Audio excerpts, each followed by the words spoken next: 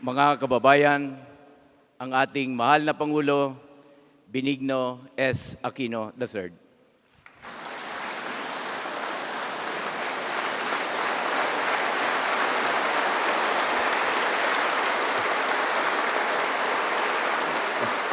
Maraming salamat po. Maupo tayo lahat.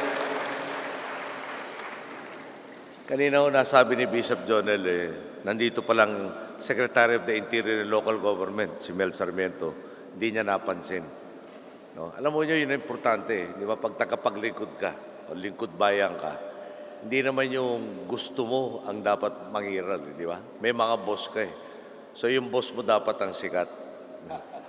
Kaya Mel, ayos yung ginawa mo talaga. Ating kasamahan si Mar Rojas, si Lenny Robredo, Congressman Noel Villanueva ng 3rd District, Bishop Jonel Milan, Bishop Francisco Santos, siyempre si Engineer Ermi Garon, Mayor Ace Manalang, other local government officials of the province of Tarlac present, bishops, pastors, leaders, and tribes of the Tarlac First Baptist Church, and Care for Philippines Intercessors Movement or K4, fellow workers of government, mga honored guests, ang minamahal kong kababayan, Maya Pagitpanapong Kaykayan.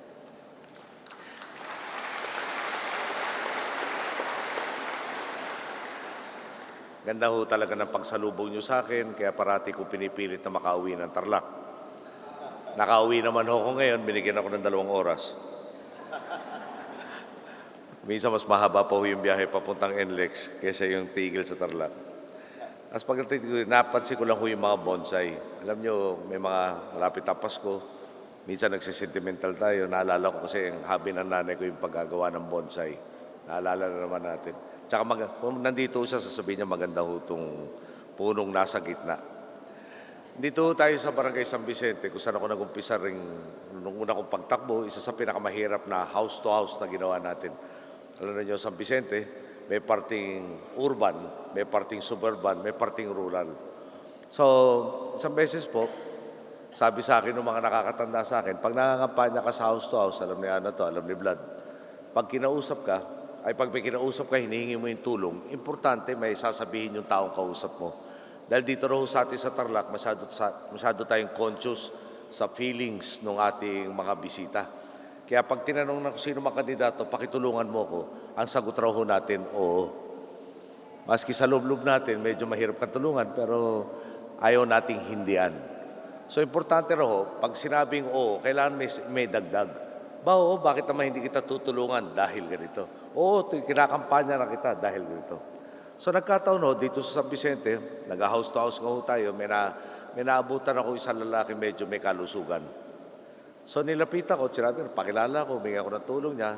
Ang sabi sa akin, ako mukhang tagilid to. So kinuusok ko pa konti, baka sakali makumbinsi ko.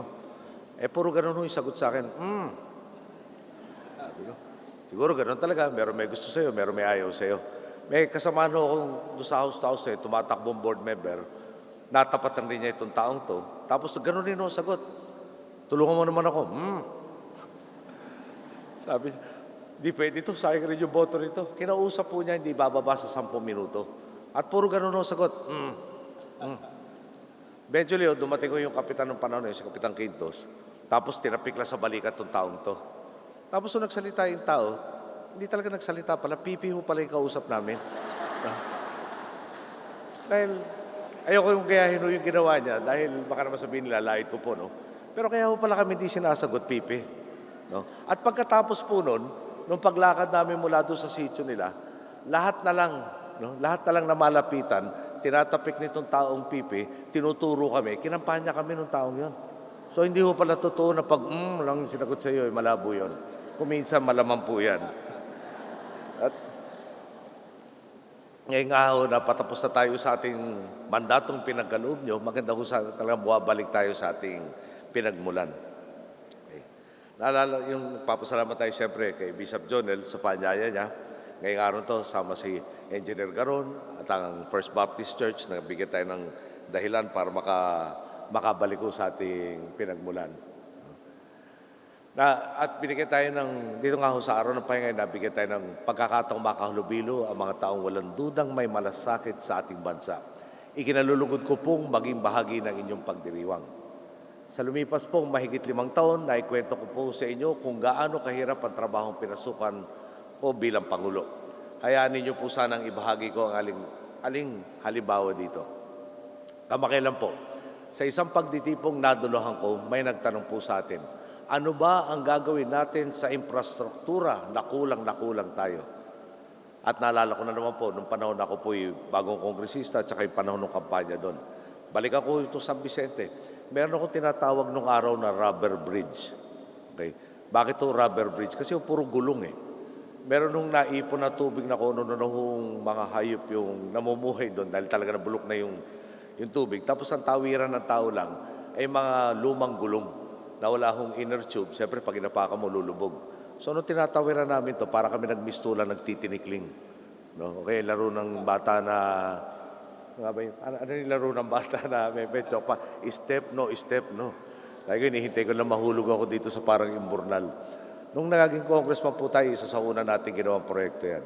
Dito po sa junction rin, di ba? Malapit po sa, di ba, sa MacArthur, papunta ng Kapitolyo.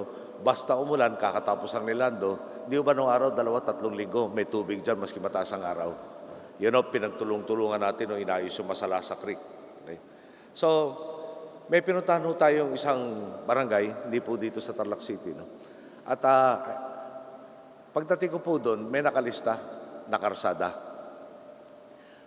Sementado ro po yung karsada. Ito po yung kakaupo ko bilang kongresista. Pagdating ko doon, tataka ko, bakit ba ito dinaanan natin puro dirt road, puro bato, buhangin. Nasa kayong karsada nakalista. Pagdating ko po doon sa bahay ng kapitan, nahanap ko na yung karsada nakalista. No, ang binigay palang karsada doon ay eksakto doon sa service vehicle ni Kapitan. Parking lot pala, hindi pala kalsada ang napagkaloob doon sa barangay na yon. No. 1 lane lang ho, baka kalahin nyo, 2 pa magkasalubong. Hindi ho. Eksakto, tumingin kayo ng typical na multicab. No? Yun po, yung laki ng karsada doon sa buong barangay na yon. Ngayon po, nababalitan at nakikita naman po ninyo na sa iba't ibang lugar sa ating pong buong kapuluan, kaliwat kanan ang pinapagawa nating pantalan, paliparan, pagpapaunlad ng mga tren, karsada, tulay, eskwelahan at marami pa iba. Dito po sa Tarlac, nakikinabang na marami nating kababayan sa nakompleto ng Section 1 ng Tarlac, Pangasinan, La Union Expressway o TPLEX at papalapit po pagbubukas ng iba pang mga section ito. Pati na rin yung pagpaplano na pahabain na yung TPLEX hanggang sa Ilocos po ay pinag-aaralan na. Sa pinaunlad nating Subic-Clark-Tarlac Expressway. Noon naman pong nag-inspeksyon tayo sa mga lugar na sinalatan ng Bagyong Lando, nadaanan po natin ang karsadang buwabagtas sa Pura at sa Gimba. Nakita natin na bitak-bitak ang karsada, lalo na sa Pura. Tinanong po natin si Secretary Babe Singson tungkol dito at ang sagot po niya, Sir, yung karsadang dinadaanan natin ay provincial road po. Di po natin pwedeng pakialamanan yan dahil national lang ang saklaw ng pahintulot ng budget ng Kongreso at yung mga tourism-related roads. Alam mo nyo, hindi ko naman pwedeng hayaan iiwan ko sa mga taga-Purang kababayan nating lahat ang karsadang malapit na maging alaala na lang. Sabi nga po natin, sabi po sa atin nung nakadagting na tayo sa Nueva Ecija, dito po sa Nueva Ecija, yung parte ng karsadang yan, maganda. Ang problema po, dyan po sa Tarlac na probinsya nyo. Siyempre, nakakahiya ho. Inatasan natin tuloy ang butihing kalihim Babe Singson na makipag-ugnayan sa lokal na gobyerno para maisaayos ang Pura Gimba Road sa lalong madaling panahon. At bukod po rito, may binubuo na rin tayong alternatibo mga karsada, lalo na patungong Region 2. Ang rutang babagtasin nito mula may parte rin na magagaling po ng Tarlac, Nueva Ecija, Aurora at saka Quirino para hindi na dumaan doon sa Dalton Pass na batid naman po natin, malaki ang posibilidad na mag-landslide. At meron na rin pong nakaplanong expressway na dudugtong sa SCTEX mula sa La Paz, Tarlac, dadaan ito sa Saragossa, sa Nueva Ecija, San Jose hanggang Cabanatuan. Nasa detailed engineering design na po ito ngayon at popondohan daw ito ng Japan International Cooperation Agency o JICA.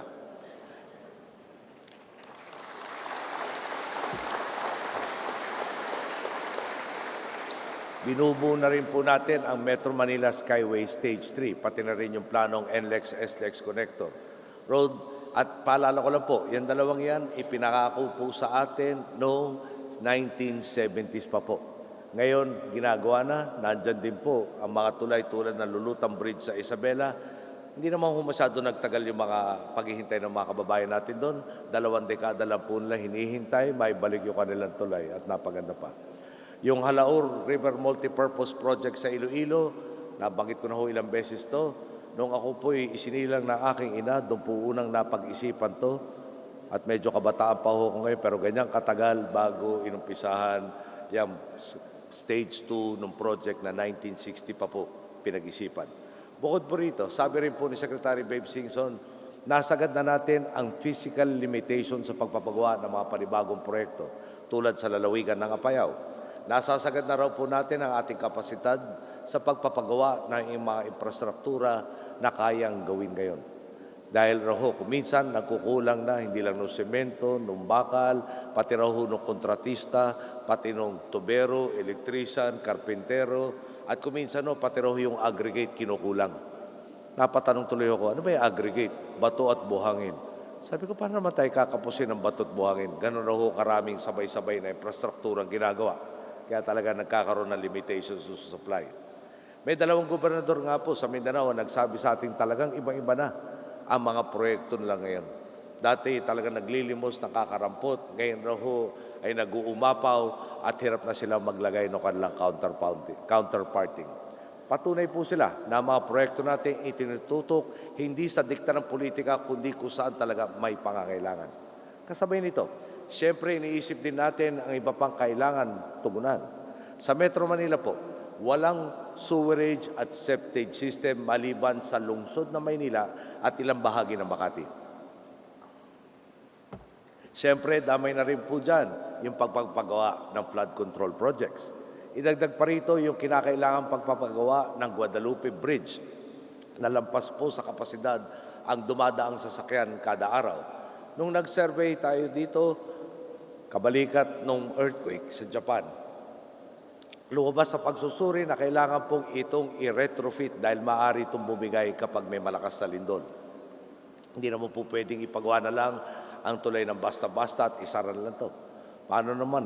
Pag isinara po ito, saan dadaan ang mga buwabagtas ng EDSA?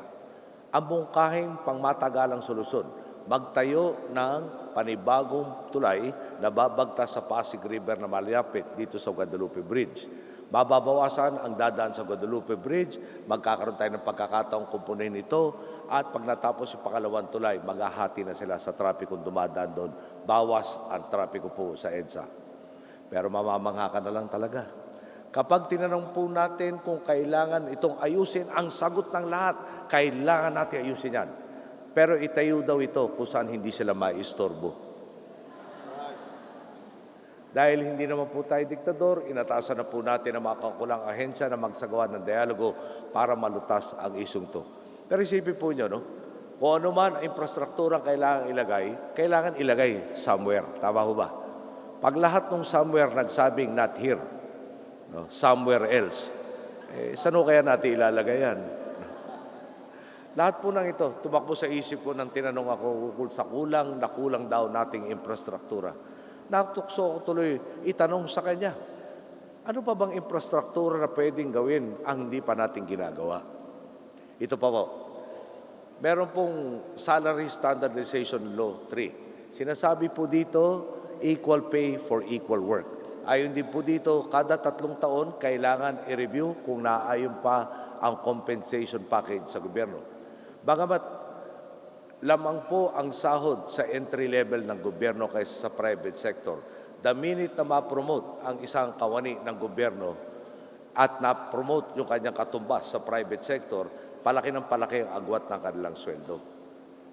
Ang hinahabol po nitong mungkahing Salary Standardization Law 4 ay mailapit naman natin yung sweldo ng nasa gobyerno doon sa pribadong sektor. Maiabot man lang natin yung 70% ng sweldo ng private sector. Bakit po natin kailangan habulin? Siyempre para mahusay ang anumang organisasyon, kailangan tauhan ng mahusay na tao. Tama ho ba? Kung hindi naman natin bibigyan ng sweldong karapat-dapat yung mahusay, no, baka maubusan siya ng pagmamahal sa taong bayan, no, at isipin naman niya ang sarili at ang kanyang pamilya. So makatwiran ho naman siguro pantayan natin hanggang kaya yung sweldong pwede makuha sa ibang lugar para naman mapanatili. Okay.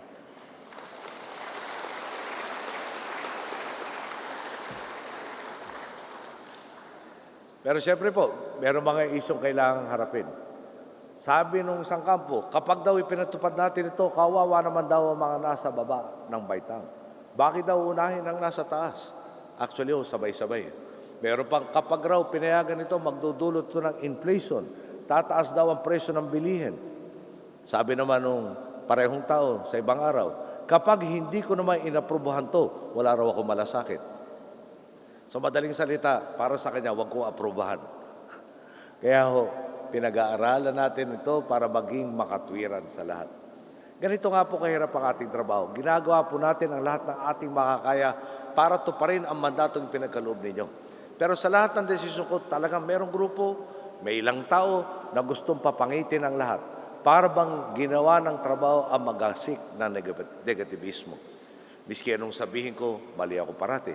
Pero sabi ko nga, sanay na tayong sinasalubong ng negatibong komentarista sa almusal, pangalipusta sa tanghalian, insulto sa hapunan, kakibat na intriga bilang midnight snack.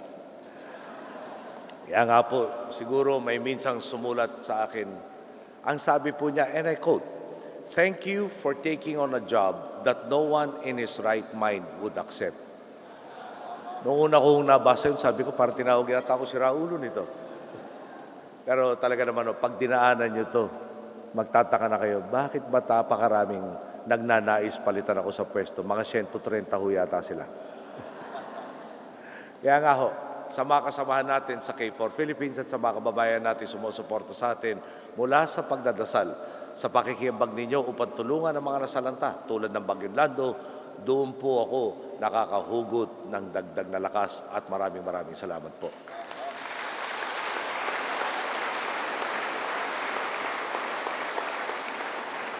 Sa ating po saligang batas nakasaad ang pagkakahiwalay ng simbahan at ng Estado. Ayon po rito, kaakibat ng kalayaan sa pananampalataya, wala ring dapat kilingang reliyon ang Estado. Dito po papasok ang nakasaad sa aklat ni Mark, Kabanata 12, versikulo 17. Kung saan sinabi ni Jesus, ibigay ninyo kay Caesar ang kay Caesar at sa Diyos ang sa Diyos at sila'y namangha sa Kanya. May iba ho,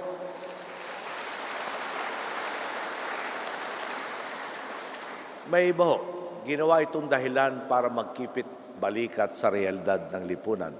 Yung pong simbahang kinabibilangan ko noong panahon ng Kastila sa bansa, kapag raw ho may nagreklamo sa kalagayan nila, ang sinasagot, tadhana mo magdusa sa mundo, sa langit na ang gantimpala mo. Kung ganito po ang itinuturo sa harap ng laganap na kahirapan at pangapi, walang talagang magbabago. Kaya po, sumasangayon ako sa aral ng Second Vatican Council ng simbahang kinabibilangan ko.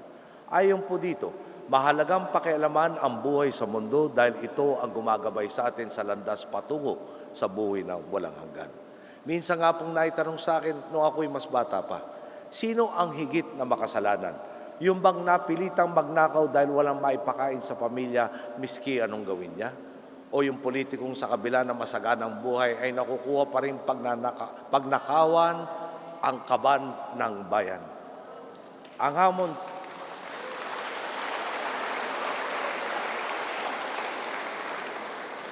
hamon sa atin ng Biblia, sa halip na makontento sa pagbibigay ng limos, dapat nating labanan ang sistema ugat ng kawalang katarungan at paghihirap ng kapwa.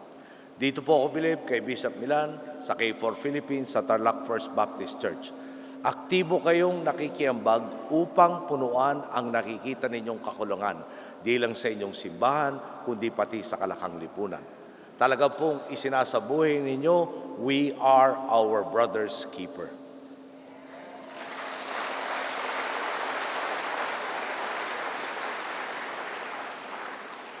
Taos-puso din po ako nagpapasalamat kay Bishop Jonel na isa po sa aking mga tagapagpayong espiritual din. Sa oras ng mga pagsubok, isa po siya sa mga bukas palad na tumutulong at kailanman ay hindi kumupas ang pagmamalasakit. Maraming salamat po sa inyong panalangin upang patuloy na tahakin ng mga pinuno at ng sambayanan ang Damatwid. Sa ating pagtutulungan sa Daang Matuwid, talaga naman pong malayo na ang ating narating. Napakalawak na saklaw ng positibong pagbabago na kayo, ang aking mga boss, ang gumawa at patuloy na gumagawa. Sa larangan man na ekonomiya, edukasyon, kalusugan, turismo, infrastruktura at serbisyong panlipunan. Sinisiguro natin sa pagunlad walang maiiwan. Binibigyan lakas natin ang mga nasa laylayan upang makaaon sa kahirapan at makasabay sa pag-asenso. Batid ko po, hindi ako perpekto. Pero ako po ay naniniwala na sa lahat po ng ginawa kong desisyon, nang ibabaw sa akin kung ano ang mas makakabuti sa aking kapwa at ang pagmamahal ko sa mga Pilipino. Sa bawat pagsubok na aking hinarap, hindi ako nagpadala sa emosyon na naigpo sa akin kung ano ang tama at makatwiran para sa ating bayan. Saklat nga po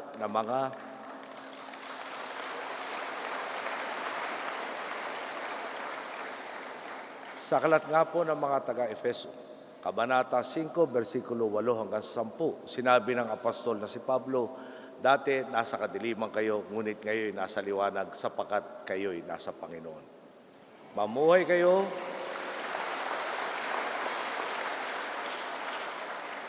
kayo ng nararapat sa mga taong nasa liwanag, sapagkat ang binubunga ng pamumuhay sa liwanag ay pawang mabuti, matuwid at totoo.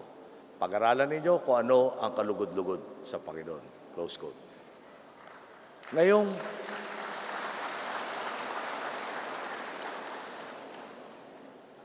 natatanglaw na ng liwanag ang ating bansa. Naway lagi nating sa buhay ang mga dakilang aral ng Panginoon.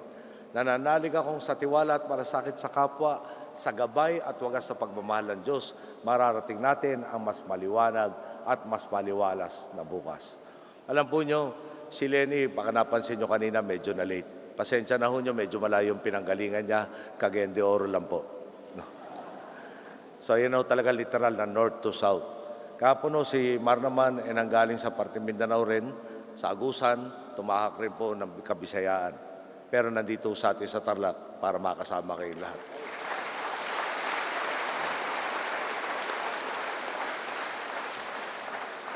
Makailan po sa pagwawakas, nabasa ko sa saligang batas na a sitting president cannot stand for re-election. At habang hindi naman dahil konektado ako doon, sabi ko mukhang lalong gumaganda talaga yung mga nagsulat. Yung paniwala ko na tama yung dinesisyonan doon. Maski pa paano, maski gaano katibay kayo, maski gaano kaganda ang kagustuhan nyo sa inyong kapwa. Pag kayo naman ho, kumbaga batak na batak sa loob ng 6 na taon sa problema sa loob at labas ng bansa, gawain ng tao at hindi. Talaga may punto ho, kailangan naman ng bagong dugo na mas masigasig, mas malakas, mas malayo pa ay bubuga kung tutusin. Kami po sa aming samahan, ay talaga sinasabi namin, ang layo na nanarating natin at palagay ko sa mga taong bukas ang pag-iisip at nakadilat ang mata, ay nakikita naman nyo kung ano talagang pagbabago nangyari. At nasa kakayahan nyo, tulad ng paggawa nito noong umpisa, ang magpatuloy nito. Nagmungkahi ako sa inyo sino dapat magpatuloy ng ating pong tinatahak at sa awa po ng Diyos ay talaga mararating natin lahat ng ating inaasam-asam. Magandang hapon po. Maraming salamat po sa inyo.